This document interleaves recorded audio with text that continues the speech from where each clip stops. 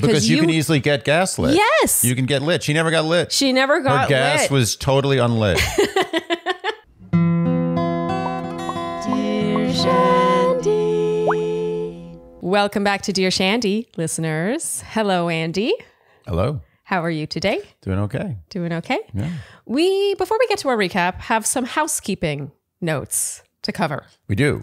Yes. And we discussed this and decided that this would be a good place to put it, but we also want to know if this is something you like. So let us know if you want us to shut up and get right to the recap, or if you want a couple of minutes of housekeeping.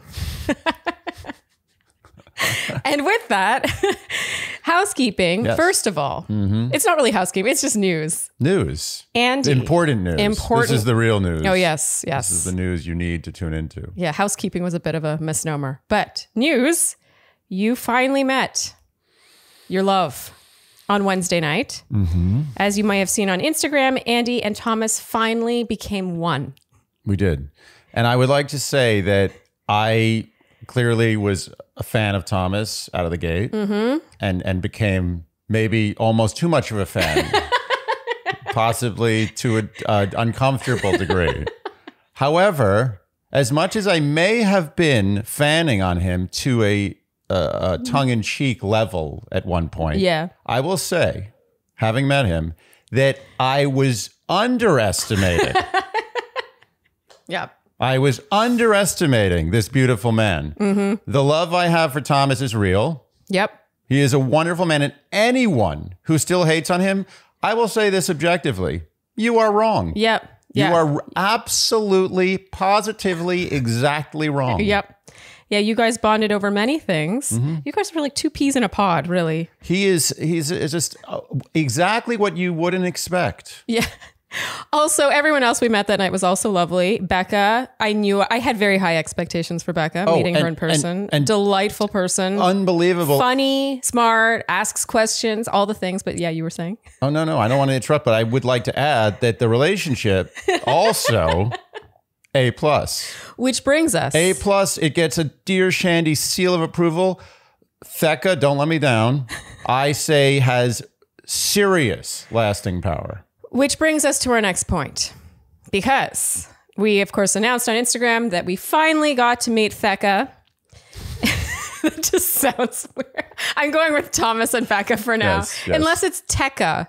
Because no. It's T-H-E is the. Thecca. It's not a hard It T. should be Tecca. It should but be that Tecca. sounds weird. It sounds Yeah. like some Aztec word. So the point of me mentioning this is many of you were like, and rightfully so, were like, is there a love fest coming? Well, I think it's about time we address this. Yeah. Because we have been working very hard on this for many, many moons. And Thomas as well on his end has been trying. Thomas has expressed interest in coming on Dear Shandy for months. Yes. And I guess this is our way of saying that if you're not a Bachelor affiliated podcast, that you don't get to have such guests on your podcast. The powers that be. Yep. Are They turned keeping us us down. Yep. They're holding us down. Yeah. Yeah. But you know what? We will still persevere and make it in the podcast sphere, even if we don't get the guests that they know would help us Allow grow. us to have. Yeah. And quite frankly, that we deserve. I earned Thomas. Thomas will tell you the same thing. Yes. Yep. I put in my time. Alas. Yeah. If you're not in the network. Yeah. Yeah. Oh, well. Anyway, we're working on it maybe at the year mark. Yeah. Show your anger. Yes. Show your ire. Raise your pitchforks online. Yeah. Come, Shandies, with your Yes. pitchforks. Oh, also, we also have to mention that we met Abigail and Noah that night, Oh, and they were also delightful. I was overall as a very solid Bachelor evening. Yeah. Okay, so that was first bit of news / housekeeping, because I do think I wanted to address that on the podcast instead of in a comment on Instagram. Yeah. We tried, we will continue to try, and we will probably continue to be told no. Yes. Okay, and then next on the list, Andy, do you want to address the chair? Yes. So a very momentous happening is going on here. This chair, this very uncomfortable, but it looks nice. It's not that great. It's not a great chair, but it is red. I like red chairs, and I've grown accustomed to the redness of it. But this chair is being retired. Yeah, we have a new chair coming this afternoon, actually. So maybe we shouldn't get ahead of ourselves because maybe we'll hate the new chair. However, if we like the new chair, we will officially be retiring this chair. And Andy, for some reason, seems to think that we should give the chair away. I'm just saying, it's uncomfortable.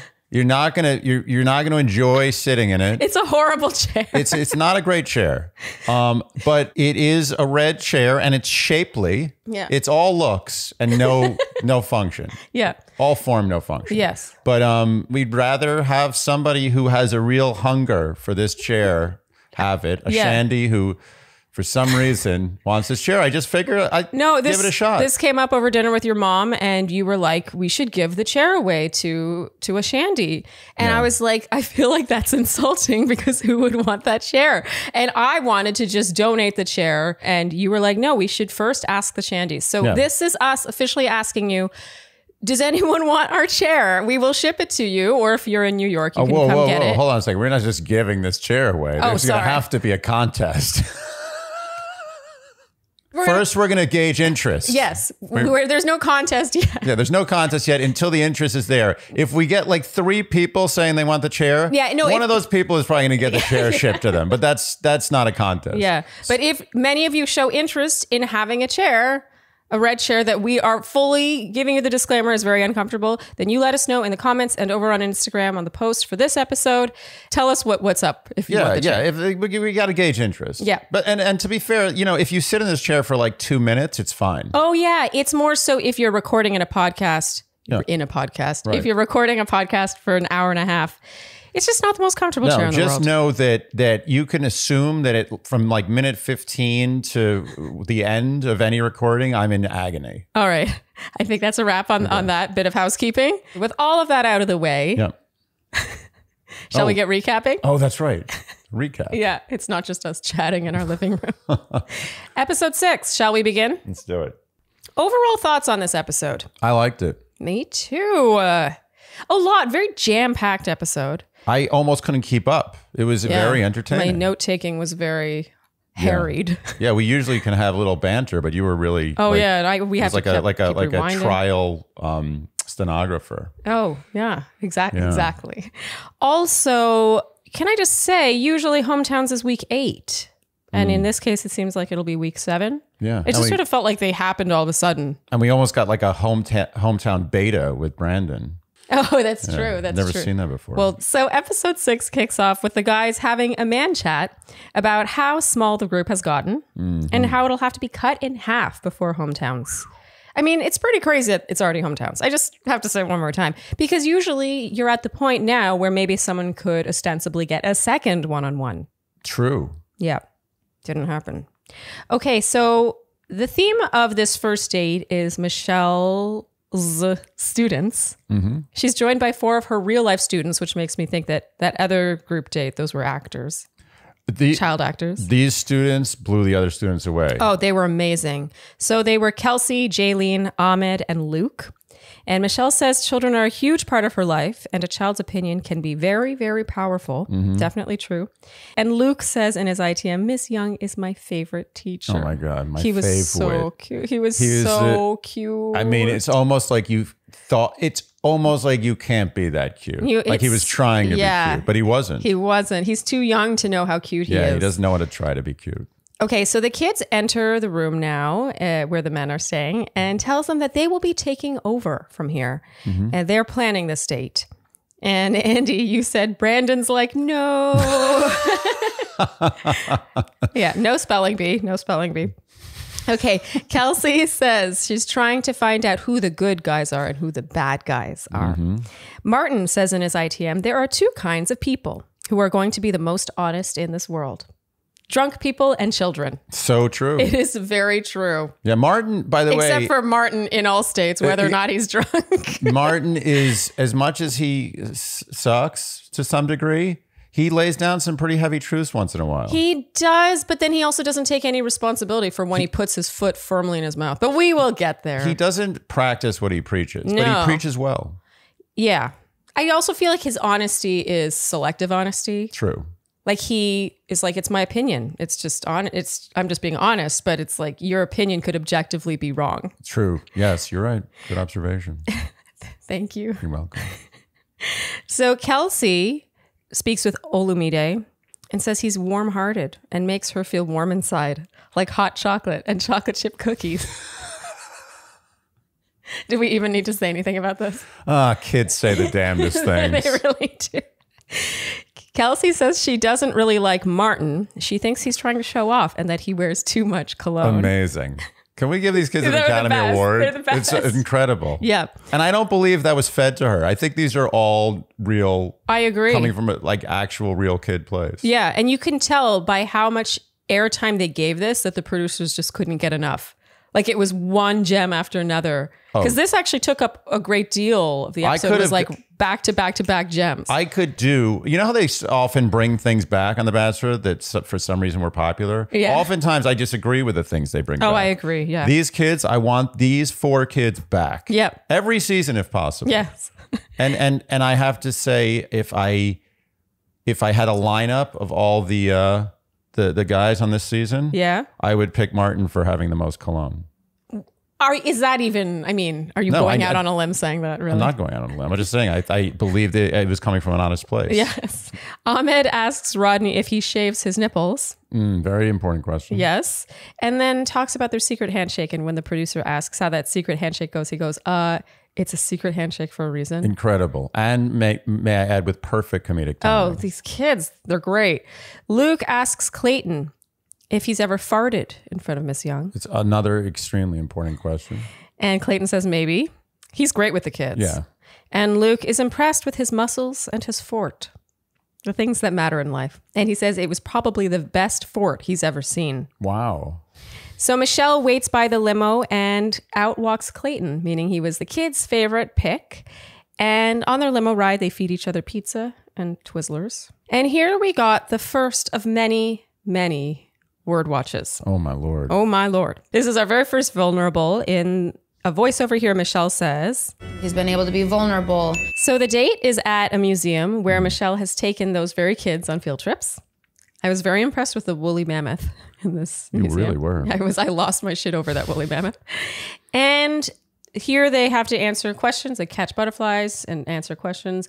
Clayton does a killer mating dance. I was actually impressed with this. Yeah. It was a little ridiculous, but it was also kind of accurate. He committed to it, and it was bird-like. It was. We saw his goofy side, basically. We saw his vulnerable side. So they agreed that the best holiday, if they could only celebrate one year, would be Thanksgiving. That's a safe one. Yeah. Superpowers, he would fly. She would choose to heal. I like the way she she's raises. a better person. She's like, yeah, I'm just better than you. I like to help other people. Yeah. Not myself. That reminds me of the Love Fest we did with Jasmine and Eric. Right. Where it's like, if you won the lottery, what would you do? Oh, yeah. And she was like, I would buy a one-way ticket around the world. He was like, I would buy my parents a house. You selfish bastard. And they talk about their best character traits. And Michelle reveals that she thinks hers is that she gives and gives, sometimes to her own detriment. And here he gives the most bachelorific speech ever. He's like, oh, I admire that about you. I hope to be that way. I've experienced so much growth because of it. Oh, wow. You were marveling at Bachelor. this. Oozing. There was a lot of Bachelor oozing in this episode. And they watch a space movie thing. That's what I wrote, space movie thing. I mean, you could call that or a planetarium, but I don't know if that was a accurate. planetarium, though. It was. I think that was a planetarium. Really? Pretty sure. I thought that the planetarium was where she went with Martin that time. Although someone did tune in to say that I was wrong. It was not a planetarium. Oh, that wasn't a planetarium? No. Well, according to one person on YouTube who only wrote that wasn't a planetarium. I'm pretty sure this was a planetarium. This one here. Or a space movie thingy. This to me looked like one of those sort of 3D screens where it could be whatever the feature is. So this one could be about space, but the next one could be about whales or something. I generally feel that any dome-shaped screen which shows movies about space, that's a planetarium. I'm sure people will fact check you on that one. Please do. In general, such a cute date. So cute. They make Night at the museum is always, it doesn't matter what's happening. There's something magical about Night at the museum, especially Night at the Natural History Museum of any city. Yeah, if we planned dates in this city, one would be night at Natural History Museum. I would live in the Natural History Museum for weeks. Yeah. If I had a bed and some food, it would be, how magical would that be? It's not even funny how often we go there. Yeah. If anyone's curious where we hang out sometimes. Yeah. If you want to meet us, we'll be there most of the time. If you want to meet us and if you want our horrible chair. Yeah, we'll be there with our chair. Because everything about us is so cool and desirable. Okay, so back at the hotel, the group date card arrives, and going on that group date will be Rick, Rodney, Nate, Joe, Martin, and Olumide. Meaning Brandon will be going on that one-on-one date. We all saw that coming. Oh, yeah. And back on the date, as they head outside to their meal, Clayton says, I love being outside. And Michelle says, all of the crickets. This is a scintillating conversation happening here. It does sort of feel like they don't have that much to talk about. They don't. Yeah. Here at dinner, Clayton admits he's been chasing after things that would impress other people. I love that he admitted to chasing an MBA for that reason. Yeah. For me, that was almost a flashpoint.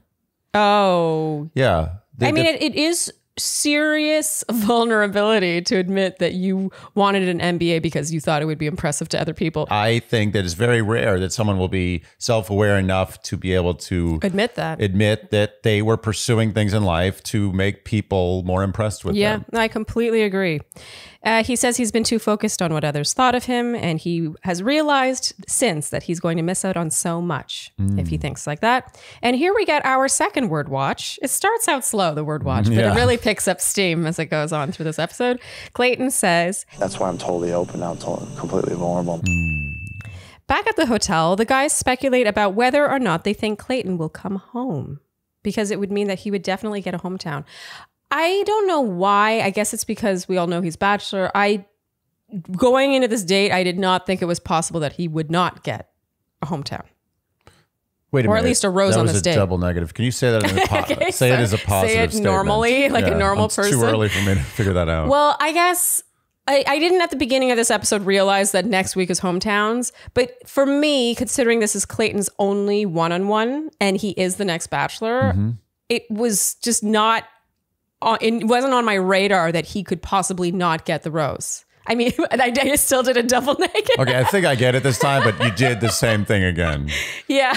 So you're saying that you thought Clayton was going to get a hometown. That's what we're getting at. I thought he would at least get a rose on his one-on-one date. Okay, yeah, got you. I have a problem. Yeah, there's a lot of double negatives. So I think regardless of our top four, or knowing that he was going to be next Bachelor, we never thought there was any connection with him and Michelle. No, but I still thought he would make it a little bit further to justify his eventual crowning. I agree. And that inside information biased us. But if without that information, if I didn't know that it done biased us. Yeah.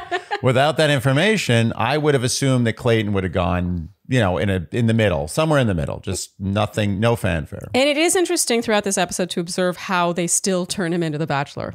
Yeah. I mean, he's too bachelory not to be the Bachelor. Apparently. He's bachelory with prejudice. Yeah. It's a insidious. It's like a disease.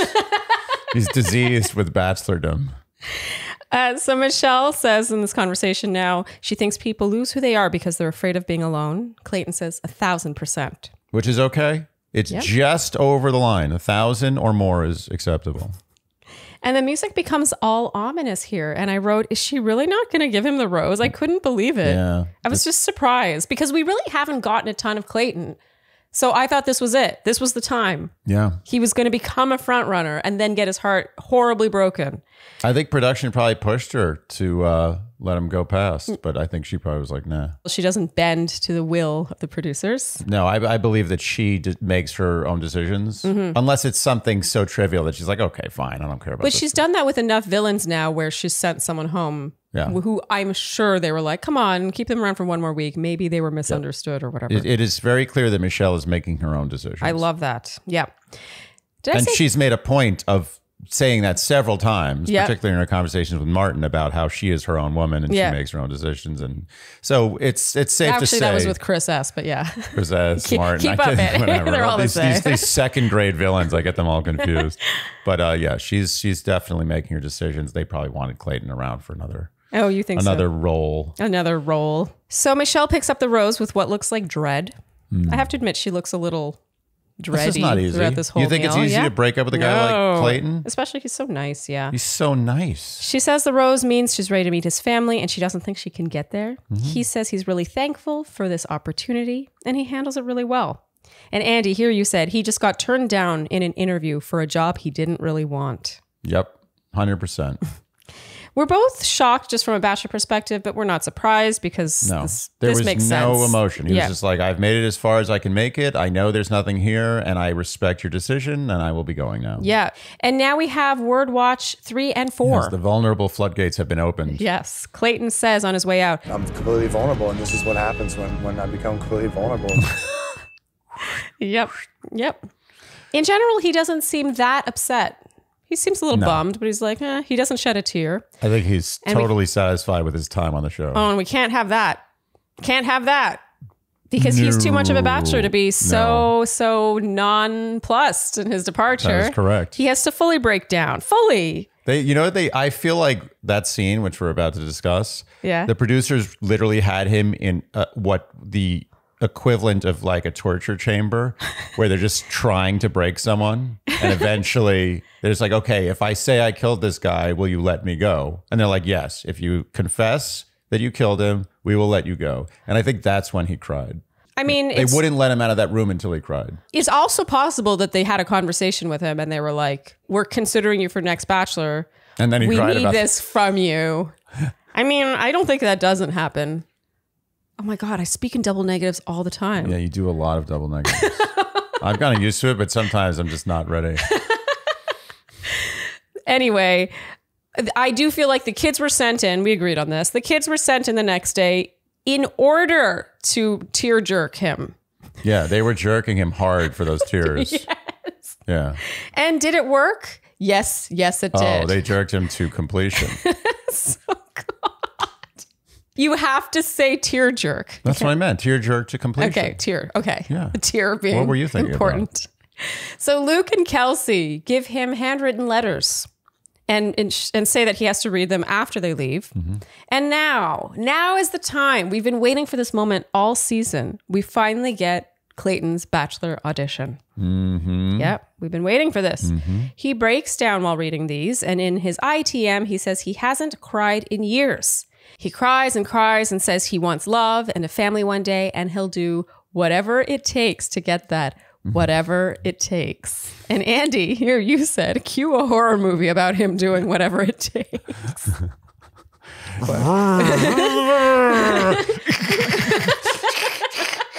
Give me love. Anyway. Or become Bachelor. Or go on The Bachelor. That's also one way.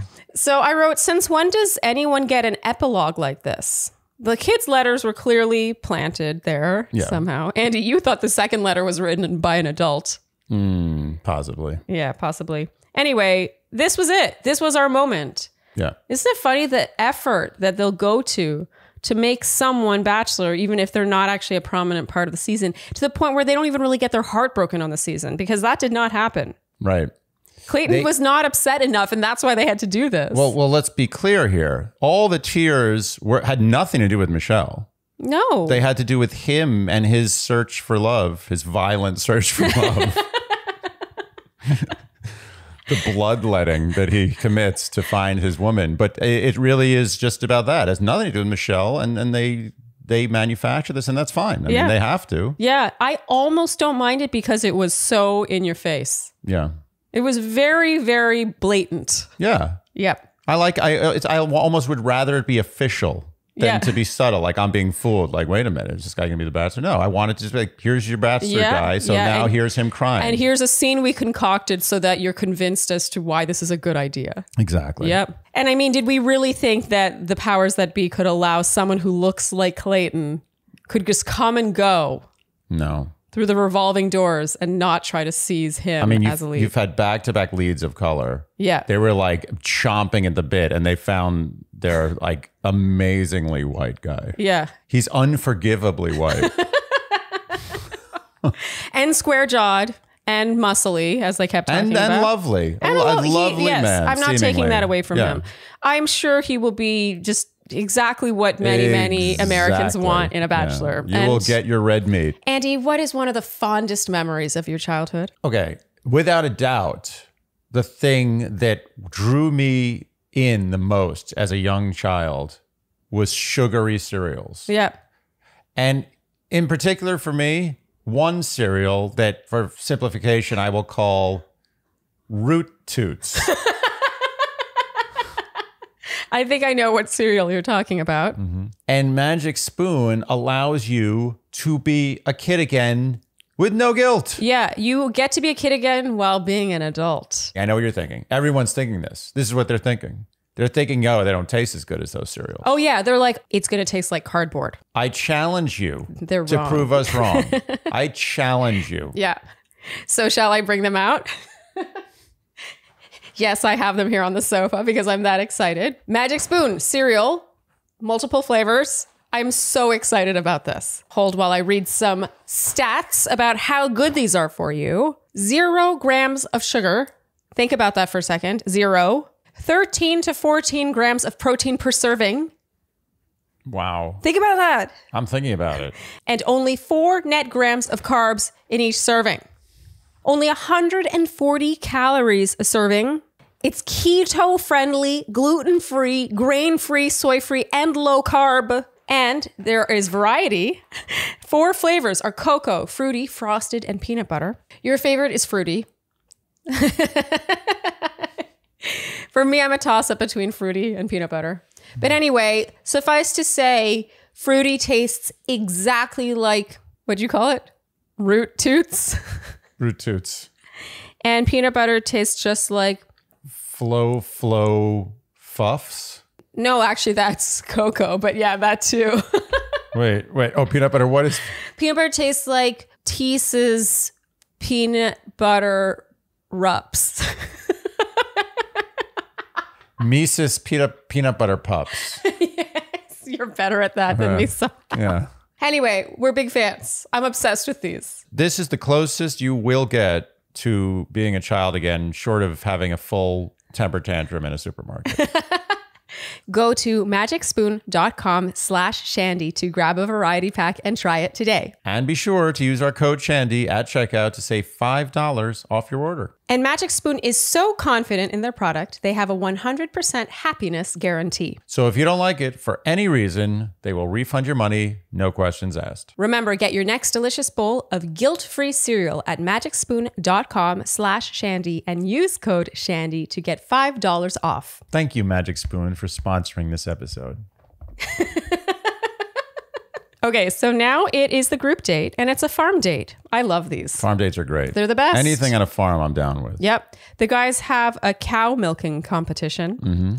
Rick seems to excel at the milking of the cow, Yeah. while Rodney struggles.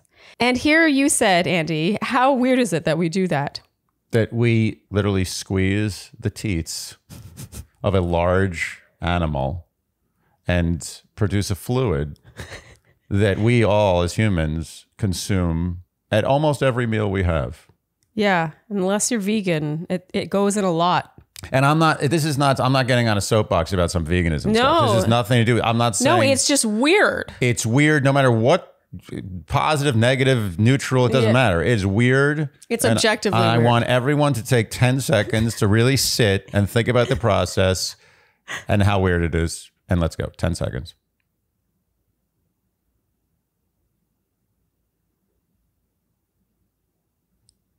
Okay.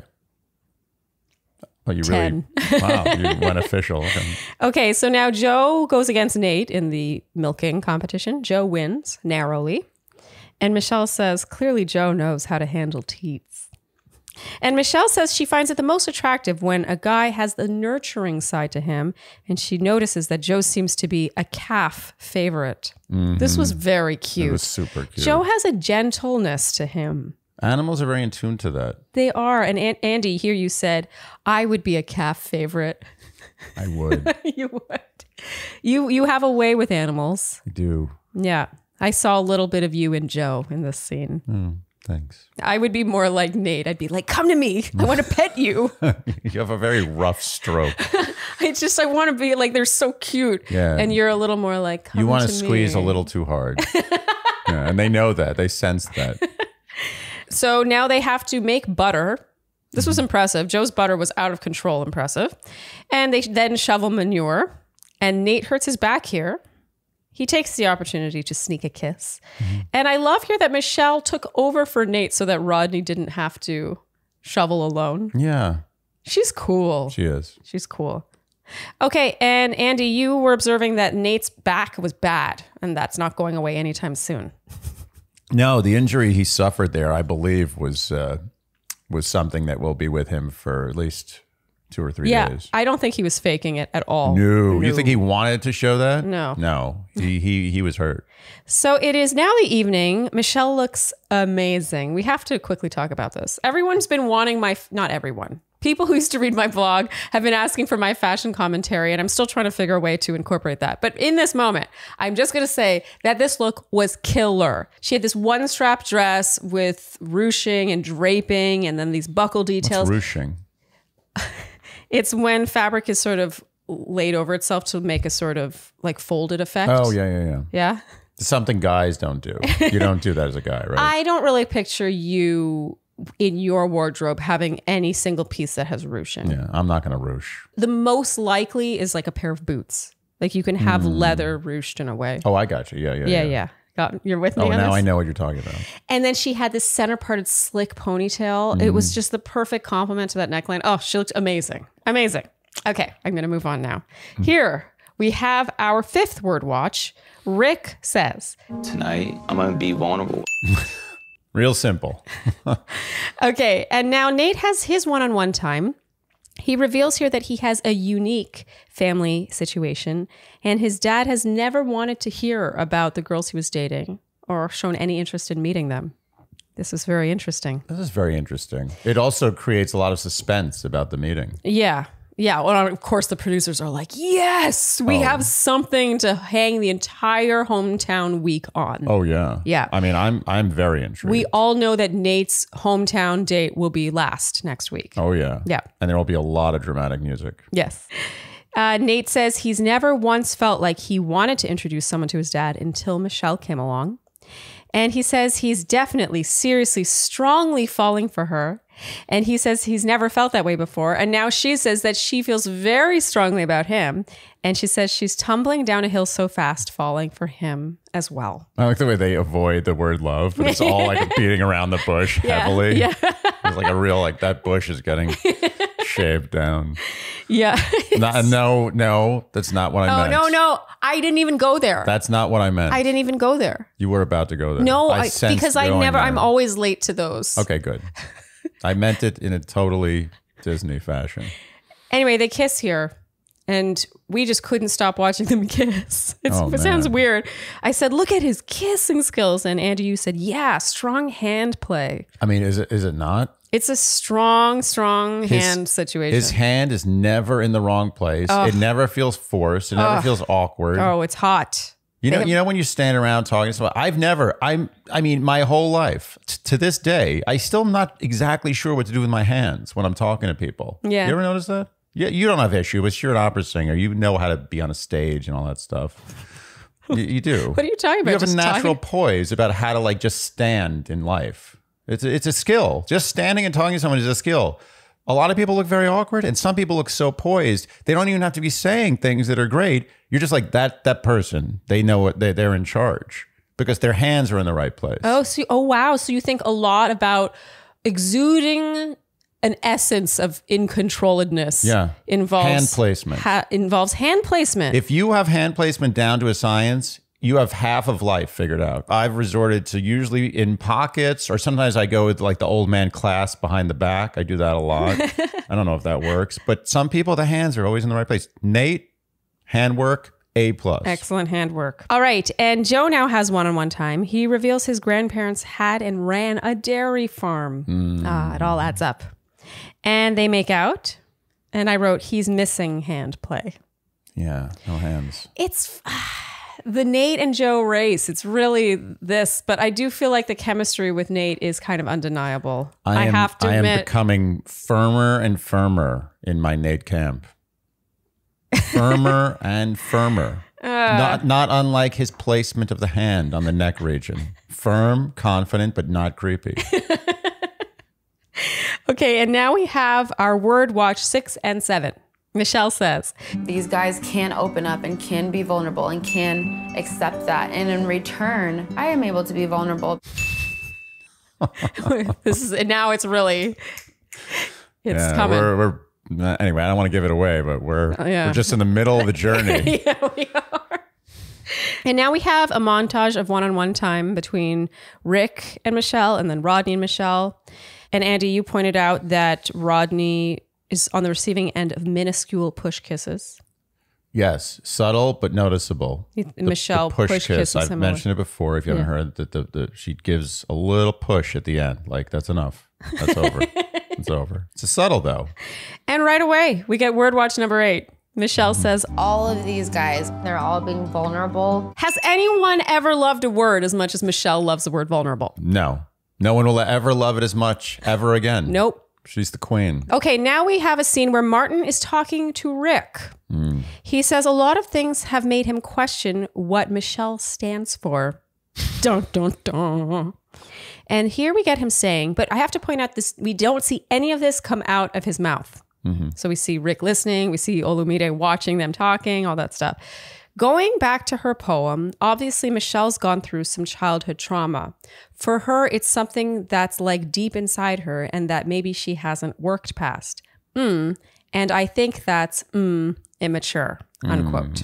Going back to her poem, obviously Michelle's gone through some childhood trauma. For her, it's something that's like deep inside her that maybe she hasn't worked past. And I think that's immature. So I just want to point that out, that I actually think it is possible. Look, I don't like Martin. I'm going to get that out of the way. I don't like Martin. But I do think that Martin maybe didn't say it quite like this. Otherwise, they would have shown it coming out of his mouth and not had to Frankenbite it together. Yeah. But it's how he handles it later that sort of undoes it anyway. Like, I'm trying to give him the benefit of the doubt, but then he does himself in. But I'm just pointing that out. Editing is very powerful. Frankenbiting. The takeaway I wrote here is that they're not making him look any better. No, they do not. They are already firmly in the camp that Martin sucks. Yes, yeah. And Olumide here says that he thinks Martin is the only guy there with red flags. So Martin has his one. Yeah, I don't disagree with that. Yeah. So Martin has his one-on-one time now. And Michelle asks what he thinks his friends would say his biggest downfall is. You know, whatever Martin says, he's singing himself. Like Martin doesn't answer this question right ever. You can ask him in any situation. It could be a kid asking him, an adult, a woman, a man, an animal, something, some alien, like a hologram. He's always going to answer wrong, no matter what the situation. Well, because what we've learned about Martin, and certainly by the end of this episode, is that he can't take any responsibility or any blame in anything. No. And so for him to have a downfall, 99% of the time, it's because someone else is misunderstanding him. This is a character. This is a personality type. Absolutely. No, you're right. I'm not going to say the word, but because we're not professionals. Yeah. But I'm just saying that this is a personality type, that the behaviors he's exhibiting, and not uncommon type, but it's a type. Yeah, and maybe in mild forms. Mild. He's mild of this type of person. Yes. But he has it. But combined with other things like the way he uses it to manipulate the situation. But we'll get through it. I'm getting ahead of myself. We'll get to it. Okay. He's the thing we're talking about, light. I just want to make that clear. I'm not totally throwing Martin under the bus here. He's a human being. Yeah. And so he answers, the fact that I'm like brutally honest. Sometimes it comes off as like blunt and direct. And sometimes there's a little bit of miscommunication, like I think there was last time. And he gestures. Yeah. Miscommunication. Not me, baby. All you. She looks like she wants to respond, but he steamrolls right over her and says, but I really do think you're an amazing woman. So he twists this into a compliment and then proceeds to shower her with compliments. And she's not having it.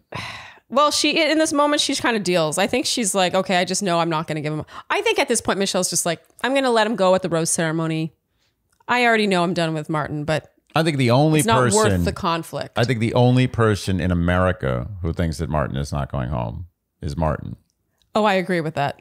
which is another trait in the personality type. But I'm not saying Yeah, anything. the personality type that we're not equipped We're or not qualified discussing. to. Yeah. I wrote maybe if I wrote actually. Oh, you actually put that. Maybe Very if accurate. everything you say is not construed correctly, you're the issue. Why is it everyone else? You're the common denominator in being so misunderstood all the time. Yeah. Maybe you just are that bad at communicating, and maybe that's something you should work on. Yeah, you see how Martin is subtly touting his amazing honesty. Yeah. While sort of with a nuance shitting on Michelle's ability to appreciate and not miscommunicate that honesty. Well, that's what gets me about that is he is in deflecting any responsibility for being a poor communicator, blaming everyone else for being too sensitive. Right. Just being dumb. Like last week when he was like, I tried to go deep and I don't think she understood. It was the two extremes of this season of taking responsibility are where Joe says he literally went into therapy for ghosting her on DMs after they talked about basketball for 5 seconds. Yeah. And Martin completely like, no, nothing. I'm amazing. You suck. It's so true. Okay, so now Olumide has one-on-one time. And here, normally I don't like it when someone does this, when they take up their precious one-on-one time to throw someone else under the bus. But I love Olumide. He can do no wrong. Also, I think that he knew at this point that he was done for. You know what this was? This was like, it was the end of the movie where there's a guy who's like, it's a character that you care about, but isn't critical. Yeah. And he knows that there's only 2 spots left on the helicopter taking them out of like the zombie apocalypse. And he's like, take my ticket. Just take it. Go. Be with your family. And like as the zombies are like eating his brains. Yeah. That's pretty much what happened to Olumide. Yeah, he knew it. Yep. He knew he was dead. He knew knew that he didn't get a one-on-one. He knows next week is hometowns. He knows it's not in the cards for him. Yeah. And he's like, but I really care about you and I really legitimately like you and want you to end up with the right person. Which made it all the more valid. It because did. No one is going to tell me that Olumide thought that he was going to hometowns. No, he knew it. I don't even think they kissed. I think at this point, even when he Oh my God, raps. has he never kissed her? No, I think they did kiss last 2 weeks ago, actually. But what I'm saying is in this scene, it wasn't a romantic thing. He even says, he wraps up the conversation with, I just want that right man for her. Mm-hmm. Or he says, I believe him. Yeah, he's not trying to be like, no, not Martin, me. He's just like, no, not Martin. Yeah, anybody else but Yeah, Martin. yeah. So he says that Martin said the fact that she hadn't dealt with her past, meaning her poem and her story, is immature. And she thanks him and says that piece of information is huge and that's something she would want to know. And she says Olumide is very trustworthy and has no reason to lie about this. Okay, so now Michelle returns to the group and takes the group date rose, of course. She has it in her hand and she's like, Martin, can I talk to you? She confronts Martin about him saying one thing to her face and then preaching it in a different way when he's not in front of her. Mm-hmm. And now we get word watch number 9. Unbelievable. Michelle says, About me opening up and being vulnerable. okay, so he denies this, says it's not true.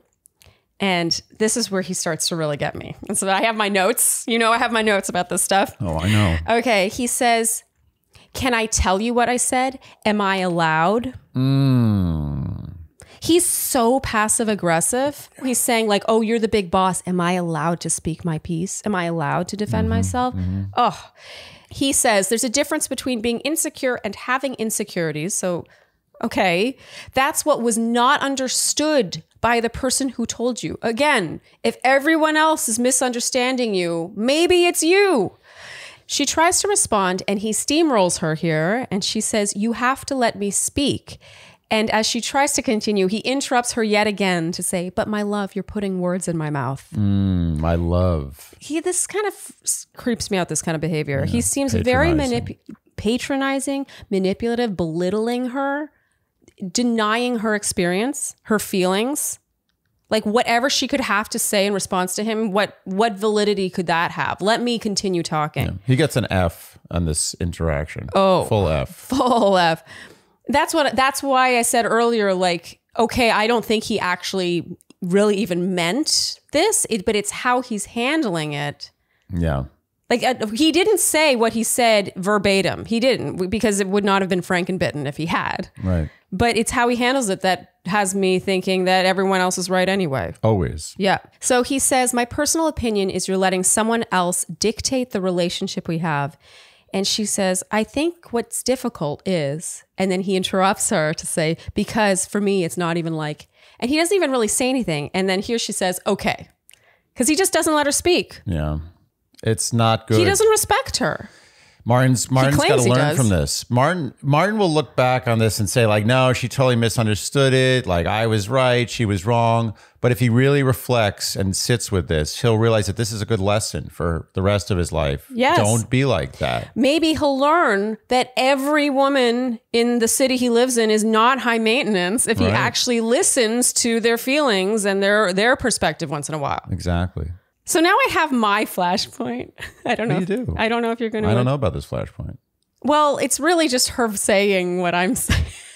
So she's agreeing with you? My flashpoint, mini flashpoint light, you don't have to agree with me, is Okay. when she says, the whole conversation has been about how you think I should feel about it and how I misread it. And you've cut me off every time I start talking. She basically just plants exactly what we're all thinking in that moment, which, by the way, takes having your wits about you to be able to do. In this, it's not easy to deal with someone like this because you can easily get gaslit. Yes. You can get lit. She never got lit. She never got Her gas lit. was totally unlit. It's true. She was fully in on what he was doing to her there and didn't allow it and stopped it in its tracks. Yeah. So that's my flashpoint because it's okay. It's have some respect for the flashpoint. Flashpoint's got to be more flashy. You say it. You say that. But, All right, fine. I'll give you. You want to really? well, do you have a better flashpoint? I did have a flashpoint. Okay. We discussed it earlier. What was my flashpoint? I shouldn't have to keep track of your flashpoint. Okay, if we get to it and I remember, Okay. I'll drop Well, this the is flashpoint. my. We need the two of us to do a flashpoint. This is my personal, and we'll see what you come up with. Okay. I just think that it takes a certain amount of, what's the word I'm looking for? Wherewithal? Gumption. No, not gumption. Yeah, wherewithal. that's not- wherewithal. Yeah. Gumption. Gumption. I That's a mean, good maybe word. gumption too. But to, in that moment, when faced with someone this manipulative, Mm-hmm. be able to be like, this is what is happening right now, and you're talking over me. Well, it's like you're seeing the field from the stands. Yes. Like it's harder when you're on the field in the middle of the scrum. Yeah. But when you're in the stands, you see the field. It's She so sees true. the field. It's very so hard true. to do. Not It many is. people can do that. Yep. That's why I'm saying this could be underrated, but I'm impressed. All right, I'll give it to you. You want to go? No, I'll give you very light. Okay. Very light. Okay. I'm okay with that. Okay. Okay. And now here, this is where he got me the most, believe it or not. He says, I apologize for maybe speaking over you. Oh, maybe. No, and the Maybe. scoff, I apologize for maybe, the maybe's bad, but I apologize for maybe speaking over you. Ooh, yeah. Can you imagine a worse apology? He's not good. No. It's not good. If you're scoffing at the thing you're apologizing for and throwing a maybe in there, it's not an apology. No, it's not. It's the opposite of apology. Exactly. It's passive aggressively Yeah. saying that you have nothing to apologize for. Yeah. It's actually an insult. Yes. Okay. So now Michelle hammers that final nail into the Yeah, coffin. I know. She says, you have not listened to why I'm hurting. I have to follow the fact that I don't trust you right now. And so I have to walk you out. Mm-hmm. And he handles this very well, actually. He says he hopes she finds her soulmate, and that's that. And Andy, you said, who cares? A lot of drama over nothing. Yeah. All a foregone conclusion. Okay. So what bothered you about this was the fact that you knew what was going to happen. It was just dragged out. And I honestly thought that Michelle was relieved. Like I sensed like she was like, oh, thank you for giving me an easy out. You know, I don't want to send people home. This is difficult, but now you've just made one of My my job. hardest jobs super easy. Yeah. And you can even say when Martin was like, I hope you find your soulmate, she was like, anyway, okay. Yeah, thanks, whatever. Yeah. It was great. Yeah, She was relieved. Yeah. I did feel like she kind of relished this. She did, because you ever like In a when good you're way. really stressed about dealing with something Yeah. and then something makes it easier for you, you're just like, yes. Like when you don't want to go out to plans or whatever, and then the other person's like, oh, I have to cancel. Yeah. And then you even say like, "Oh, nice to flake." If that backfires though, oh man, that is a big risk. When you They're like, pretend you that know you what? still You're want right. to. I'm a flake. Let's go out. And you're like, no, why? Not that this has ever happened. No, it's never happened. All right, now we have word watch number 10. We've never Double digits. We have never broken 10 before. Word watch should never hit double digits. I think our record is 7. I don't even recall getting to 7. I think maybe 5. No, it's been 7-ish, but Okay. we're at word watch 10. Michelle says, I have opened up and been so vulnerable with Martin. so Martin now, in his car ride out, says, I'm not upset that I'm not going home. I'm not upset that I am going home. I'm upset that she handled shit like that. And he fully rolls his eyes at her saying she spoke over him. Oh, at her saying that he spoke over her, sorry. And says, at this point, I wouldn't even care to give her a shot. A woman like that does not deserve my time. Wow. He does not respect women. No. He cannot put himself in her shoes. He doesn't care to. No, this is very bad luck. He had a chance to sit in the limo and kind of just, just gather his thoughts and say like, okay, I should leave a good taste in America's mouth. But he left an even worse taste. You know what he did here? He had coffee breath and he ate a raw clove of garlic. That's what happened in that limo ride. So my comparison or my analogy is he's that guy who on the street is like, oh, hey, beautiful, blah, blah, blah. And when you ignore them, he's like, fucking bitch, Oh my or like, God, you're that's ugly anyway. That's what he did here. Perfect. Thank Exactly. you. I think I did better than your coffee You did. and garlic breath. You did. Yay, They're I both beat good. one of we your can analogies. all be good, right?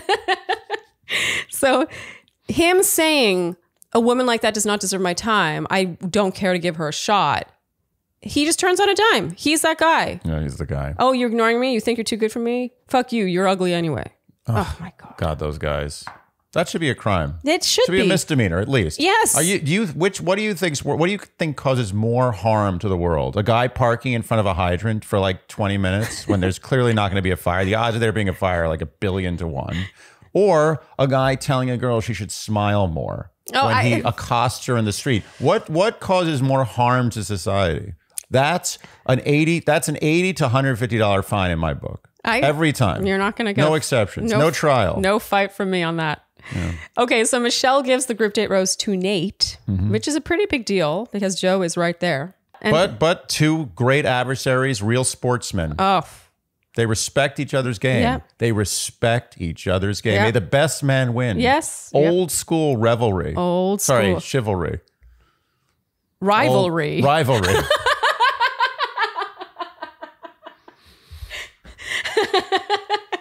Get up. Get out of here. Get out of here.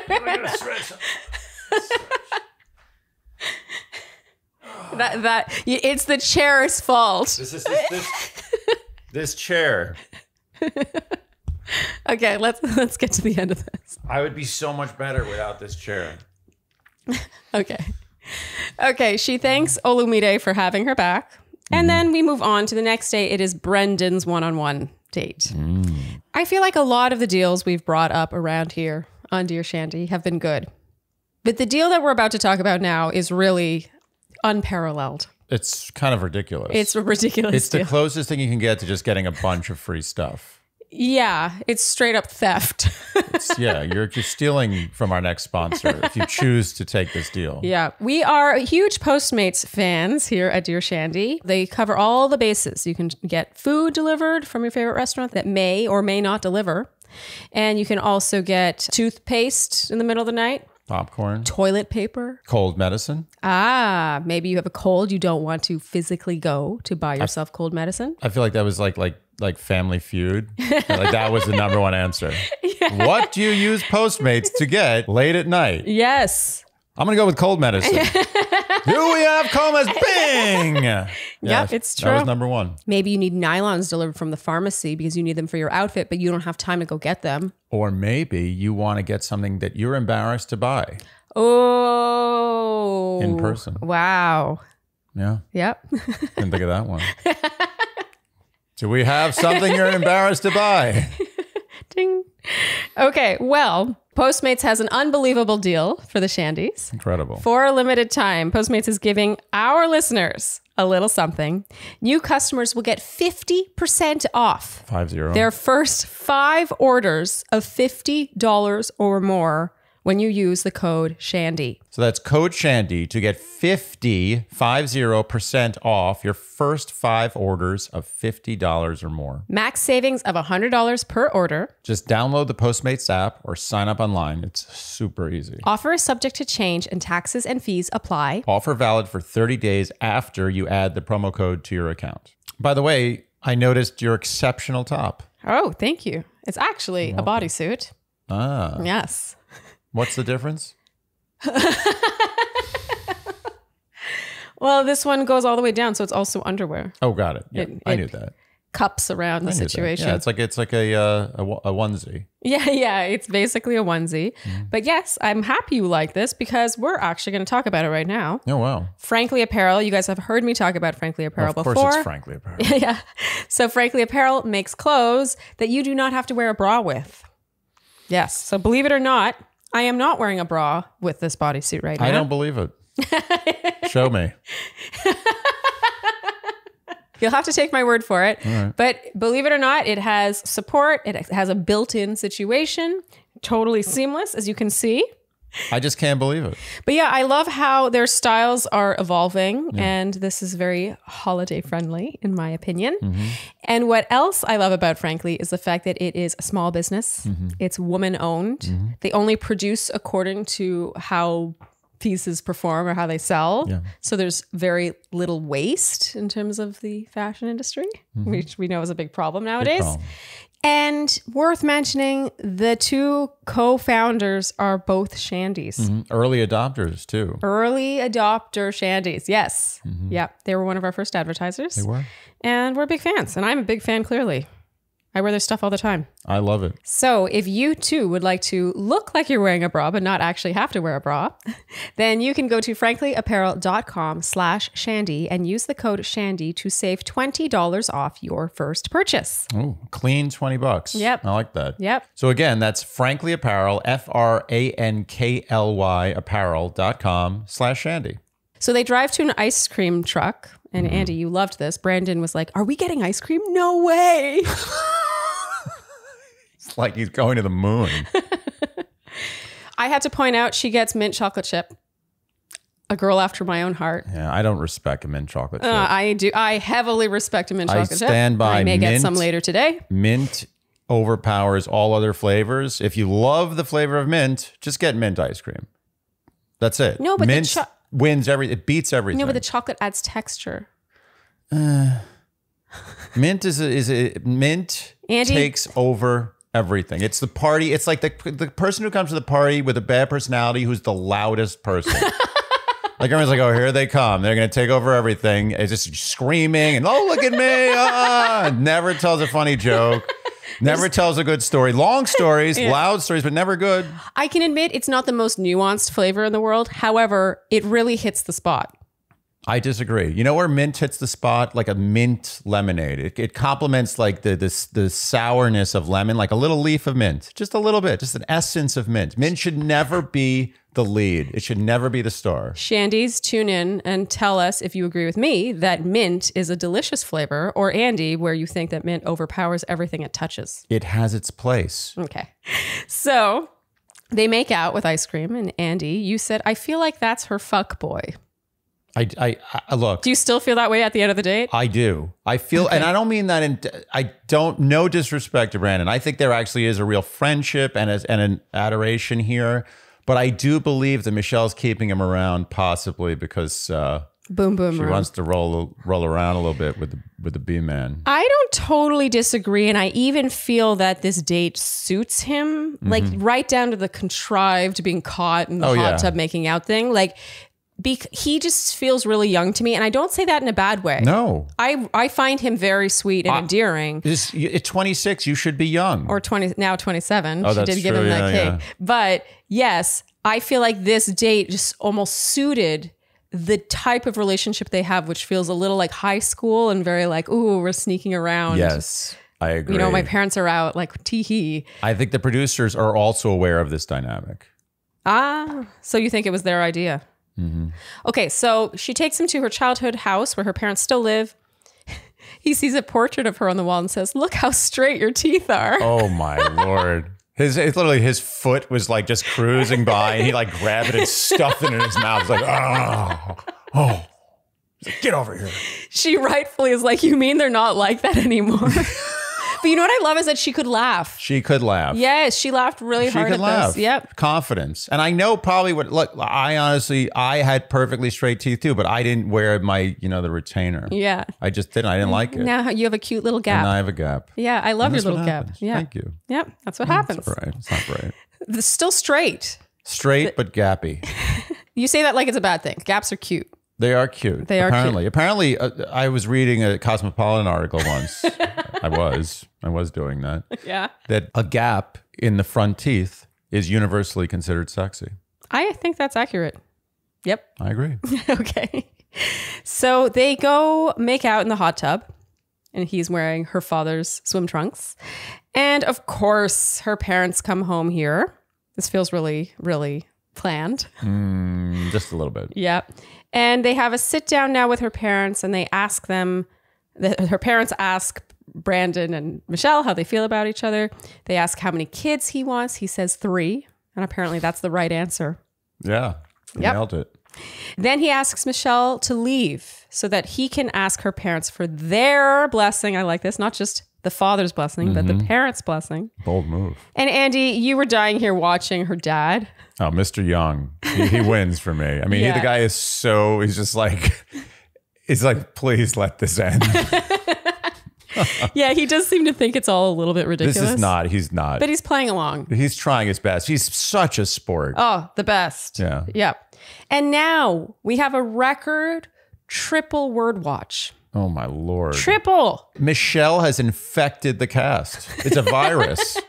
No one even knew what the word vulnerable meant before they came on the show. So word watch 11, 12, and 13. Amazing. Brandon says, She's been so vulnerable with me and the most vulnerable that she could ever be.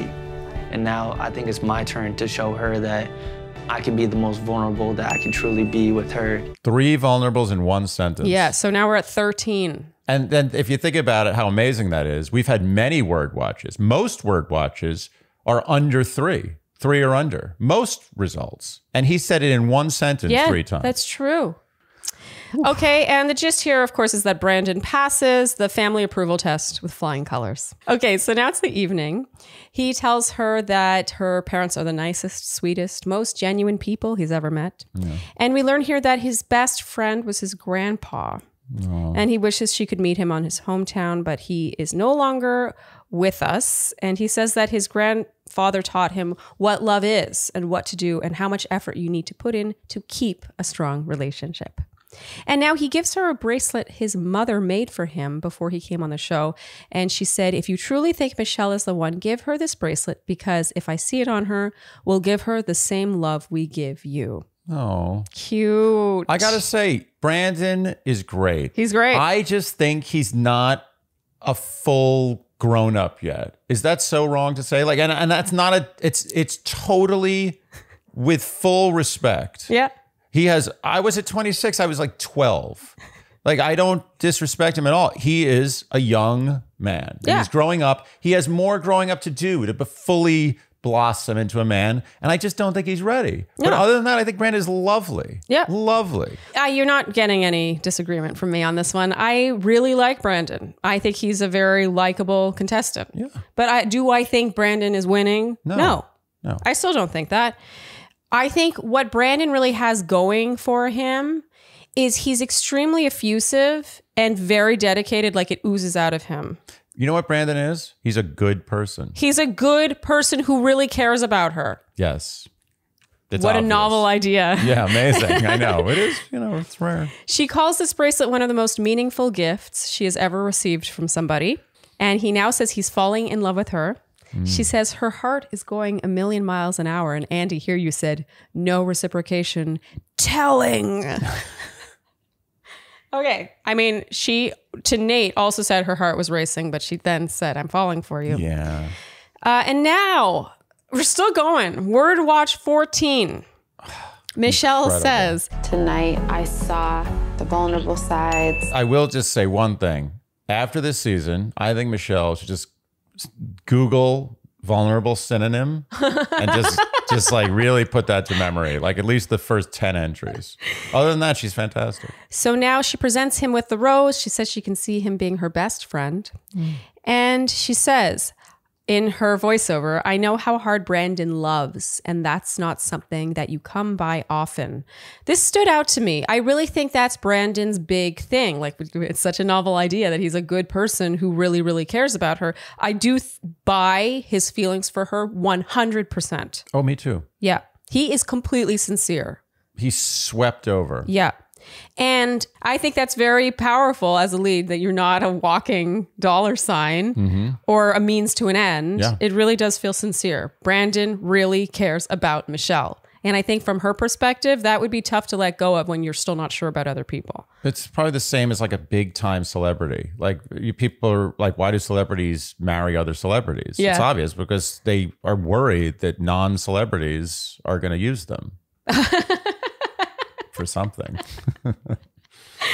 All right. It's the next day, and Caitlin and Tasha, aka Keisha, arrive to reveal the extremely predictable news that the cocktail party is canceled.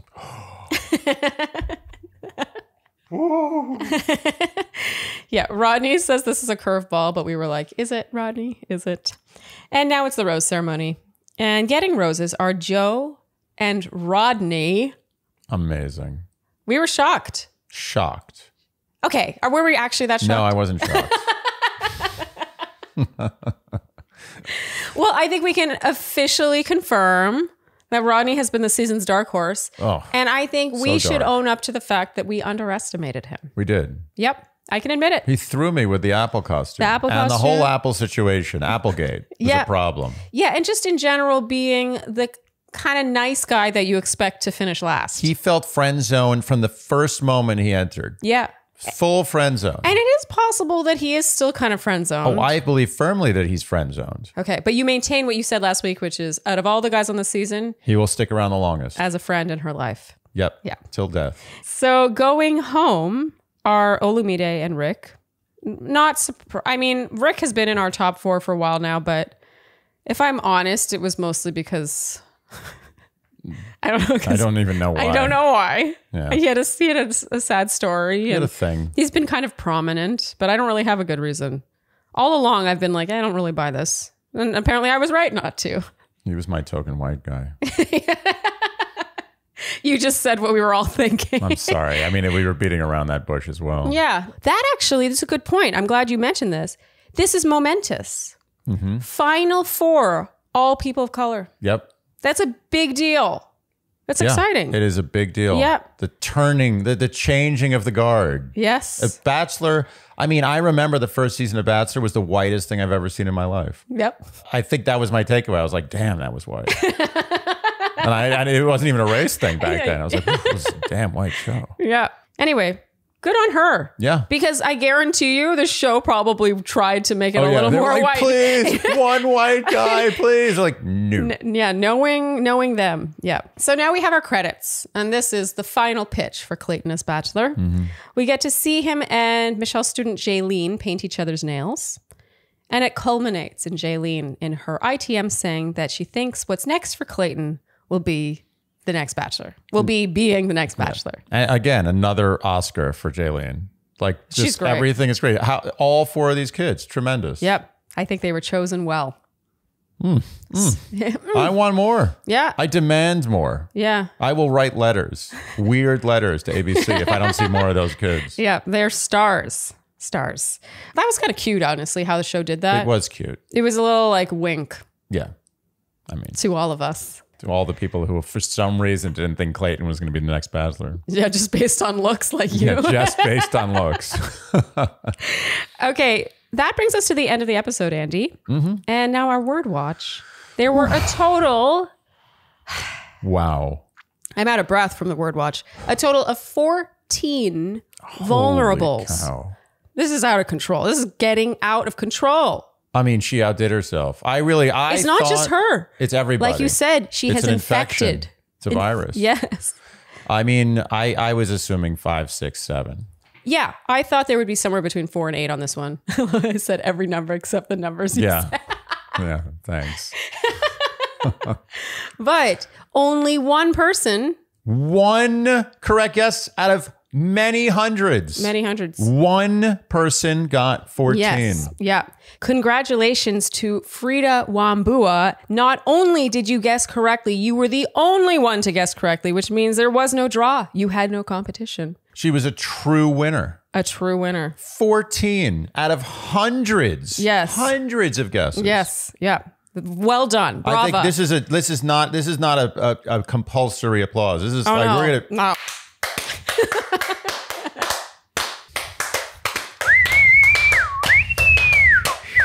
I can't whistle. Yeah, how can you not whistle? You're such a musical person. I can only do a loon call. I've been trying to teach Sharleen how to whistle for years. Wow. It sounds like a really like lonely wind on a cold night. Yeah, but Frida Wambua. Yeah, Frida, not to take away. Congratulations. I mean, that's incredible. Please email us at dearshandy@gmail.com by this Friday at midnight to claim your prize, your Hello Tushy bidet. Yeah, she earned the Hello Tushy bidet more than anyone has ever earned it. No Absolutely. offense to our other winners. Yeah. This is our best winner. Yeah. Mathematically. No offense, but she's better. She's better, yeah. Okay, so Andy, for next week, the word watch. I mean, can we do another word watch this season? No. The next word watch is vulnerable. Oh, no. Sorry. You're creating sorry work both for of me us. because I'm For the one that both of inserts us. the clips. I want you to choose a word like, I don't know, domino or something. Oh my God. No, because it's unbelievable. I don't trust that there will not be more than 10 again. We'll put it this way, there's fewer people. Oh, that's true. So fewer people to say vulnerable. Okay, that's true. Okay, vulnerable again. Fine, vulnerable. In case you're new around here, we will explain again one more time.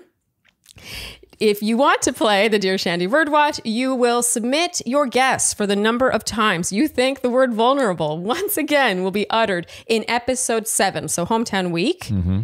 And you will enter your guess using the numeral of the number, not the written word, the numeral. The numerals.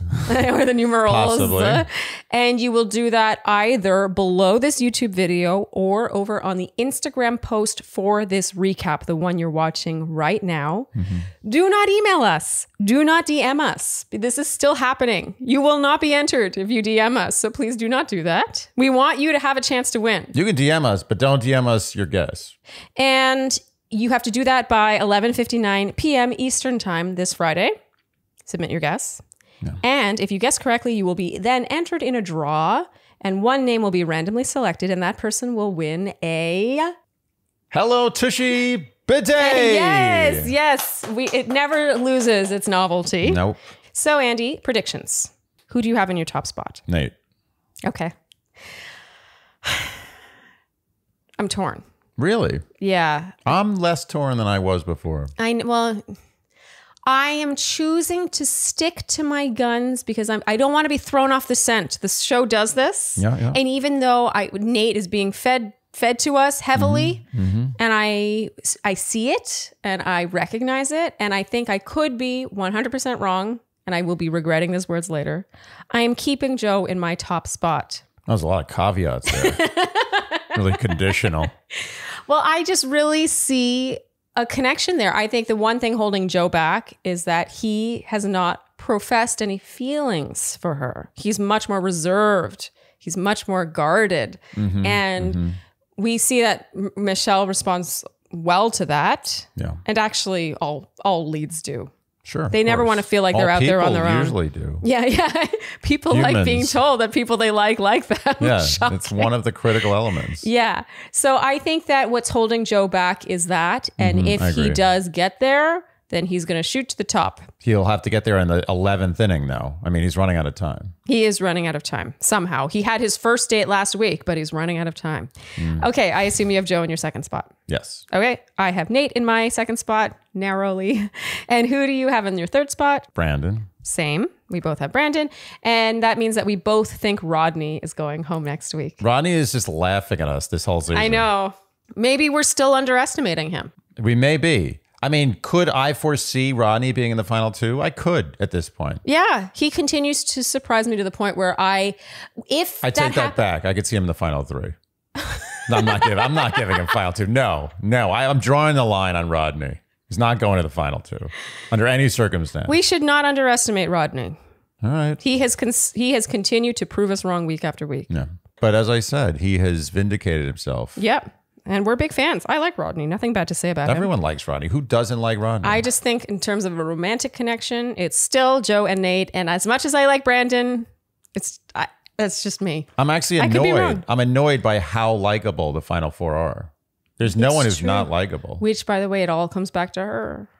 She knows how to pick. She knows how to pick. She's got good taste. She's a good person. She's a good intelligent person. Yeah.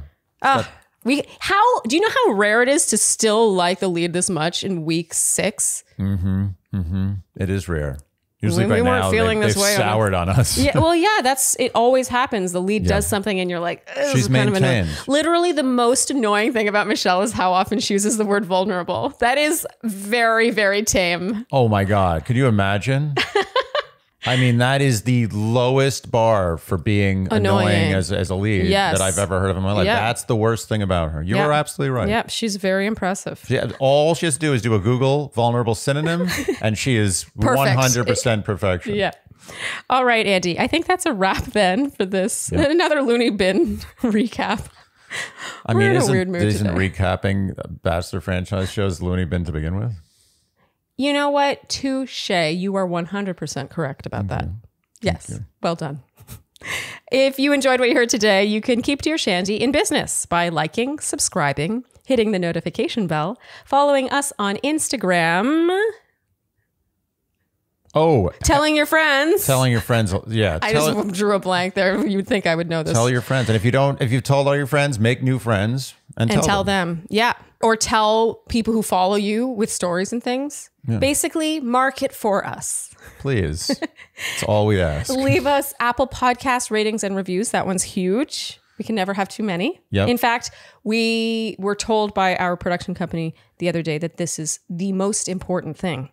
It is. Apparently, this is the most important thing. Yeah, reviews. So leave us those 5-star reviews. Yeah. Not just any reviews. Yeah. We're not we don't want to get into that trap. Yeah.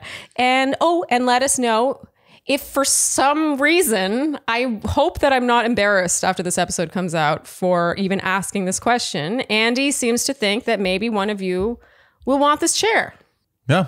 And if you do, let us know. Let us know. Because we will have a earth-shattering contest to give away this chair.